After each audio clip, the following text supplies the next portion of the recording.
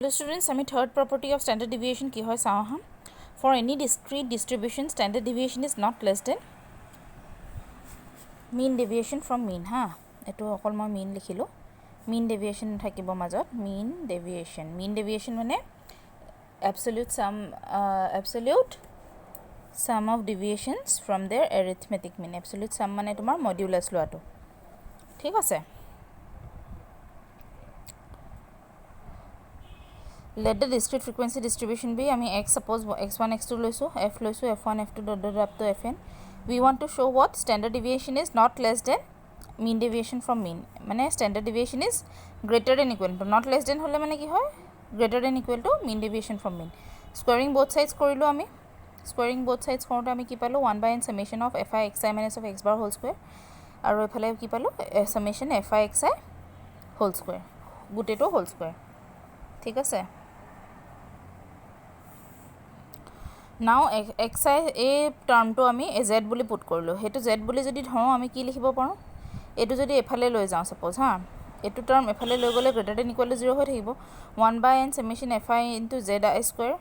minus of 1 by n summation fi zi whole square এটো কিহৰ formula আছিল ভেৰিয়েন্সৰ formula sigma square in standard deviation for discrete frequency distribution we got sigma x is equal to root over 1 by n summation fi xi square minus of x bar square 1 by n summation fi zi মানে 1 by n summation fi xi মানে কি আছিল x bar নাছিলে জানো similarly যেটা zi আছে আমি z bar পাম হোল স্কয়ার আছে হোল কাৰণে হোল স্কয়াৰ টাৰ্ম এই হোল টাৰ্মটো কি হয় sigma z হয় sigma x ৰ কাৰণে আমাৰ ফর্মুলা কি আছিল 1 by n summation fi xi square minus of x bar square which is variance of x আমি হেতু কি হিচাপে লিখো sigma x square similarly এটো যেহেতু z or z in terms of z variable আছে আমি z square লিখিম which is always greater than equal to 0 which is always true hence the result kele true because it is a square term any square term tomar minus hok ba minus jiman ho square kor dile it will always be greater than 0 variance e karone hoday greater than 0 hoy karon it is square of standard deviation thik ase that is the proof moving on to the next property 4 property 4 to ki koise ama combined standard deviation er kotha koise let there be two sets of values of x with n1 and n2 observations x to ami duta set ot bhagaisu prothom to suppose ase n1 ta observation second to n2 ta observations prothom n and x1 x2 be there means and sigma 1 sigma 2 be there standard deviations prothom some observations to amar ki dia ase information prothomote n1 ta sample ase suppose tomar prothom to 5 ase second to 6 ta observations ase 1 2 3 4 5 prothom to second to 6 7 8 9 10 11 12 ঠিক আছে হেনেকে তোমালোকৰ দিয়া আছে তাছত mean দিয়া আছে respective means x1 x2 বুলি ধৰিলো sigma 1 sigma 2 তাহাতৰ standard deviation then their standard deviation of the combined series মানে x or গুটে combined series with n1 and n2 observations are আমি কি হিচাপে পাও আমি 1 by n1 plus n2 whole into this is the formula ঠিক আছে d1 to কি হয় x1 bar minus of x bar d2 মানে কি হৈছে x2 bar minus of x bar d1 মানে কি x1 bar মানে কি প্রথম observations are mean minus whole arithmetic mean combined mean তাছত second observations are mean minus combined mean আৰু combined mean আমি আগতে পঢ়িছিলো central tendencies combined mean to এনেকে দিয়া যায় আমি combined mean to কেনেকে পাও হেতু সাম হেতু ফর্মুলা very important তোমালোকৰ exam point of view পৰা এটো প্ৰ্যাকটিছ কৰিবা লিখি ঠিক আছে বুজোৱাৰ কাৰণে মই ধুনিয়াকে লিখি দিছো x to আমি দুটা ভাগত ভগাইছো x11 x12 dot dot up to x1 n1 second to আমি ভগাইছো x হেনেকে n2 observations to আমি কেনেকে কেটাত ভগাইছো x21 x22 dot dot up to x2 n2 mean of first কিমান পাইছো আমি x1 bar is equal to 1 by n1 summation of I equals to 1 to n1 x1 i similarly n mean to কেনেকে পাইছো x2 bar is equal to 1 by n2 n2 কেলে লৈছো আমাৰ n2 টা observations আছে I equals to 1 to n2 আৰু ইয়াত কি লিখিছো x2 j হ'ব দে এটো second to j বুলি লৈছো first to I বুলি লৈছো হেনেকে standard deviations আমাৰ দা গৈছে sigma 1 square is equal to 1 by n1 summation of I equals to 1 to n1 x1i minus of x1 bar square x2 bar is equal to 1 by n2 summation of I equals to 1 to n2 x2i minus of x2 bar whole square ঠিক আছে next আমি কি কৰিম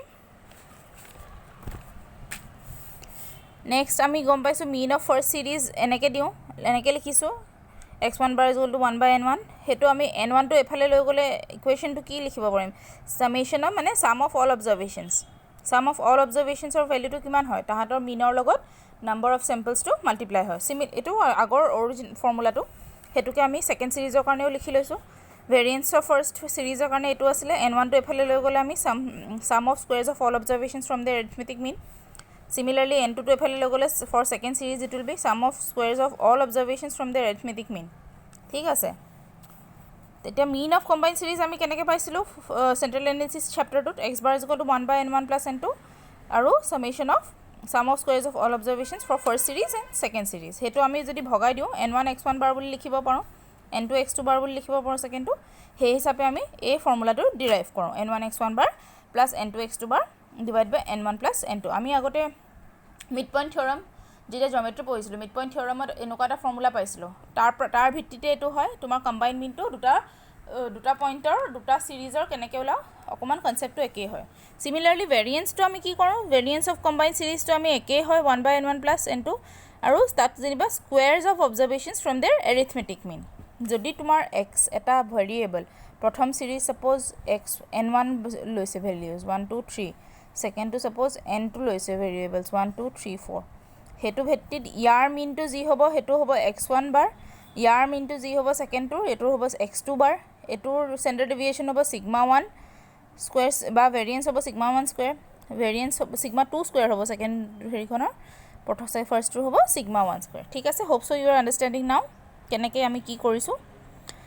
এতিয়া আমি এই টাৰ্মটো আমি কি হিচাপে লিখিছো ভাঙিছো just simply minus x1 bar plus x1 bar মাজত মাল্টিপ্লাই কৰি দিছো কি এড কৰি মাইনাস কৰি এড কৰিছো আৰু এটো term a plus b whole square ফৰ্মুলাত ভঙাই দিছো a plus b whole square ফৰ্মুলাত ভঙাৰ পিছত এটো আমি জানো n sigma 1 স্কয়াৰ বুলি কাৰণ অলৰেডি আমি পাইছো ইয়াত n sigma 1 স্কয়াৰ বুলি n1 sigma 1 স্কয়াৰ ঠিক আছে এটো আমি হেই হিচাপে ৰাখিছো সেকেন্ডটো আমি সামেশন যত লৈছো হেতু আমি sum of property of arithmetic mean sum of deviations from the arithmetic mean is 0 হে কাৰণে এটো 0 হৈ গৈছে Similarly, second term to karne a term to karne ami eneke divide korisu তোমালোকক ডেৰিভেশনস ভালকে দি দিছো ইটো পিছত ইটো কেনেকে আহিছে চাই লবা কিবা ডাউটস থাকিলে মোক খুদিবা মই অকল ইয়াত x1 i1 লাই যাব পাৰিম কিন্তু ডেৰিভেশনস খিনি তোমালোকে নিজে চাব লাগিব each and every derivations মই কৰ পৰা আহিছে ভালকে দিয়া গৈছে ফৰ্মুলা জাস্ট বহাই দিছো ফাৰ্স্ট ফৰ্মুলাটো লিখিছো ওয়ান ইকুৱেচনত আমি লাষ্টত কেনেকৈ পুট কৰিছো ইয়াৰ পৰা পঢ়ি পেলাই গম পাবা মই স্ন্যাপশ্বট মাৰি তোমালোকক দি পঠিয়াম থ্যাংক ইউ ষ্টুডেন্টস